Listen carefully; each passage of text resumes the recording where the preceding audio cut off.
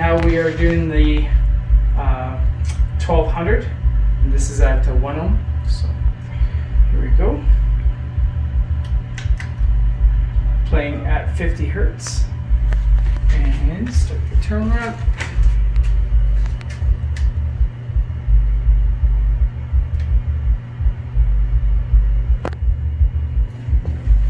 There you go, back down.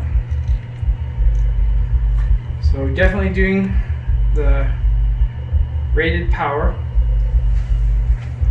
So 1200 RMS is what it's rated for, and it did 1430. So here we go. Here's the 1200.1, and we're going to run it up at 2 ohm. See what it can do. So I will just get the Termlab going. There we go. Here's 50 hertz. The machine.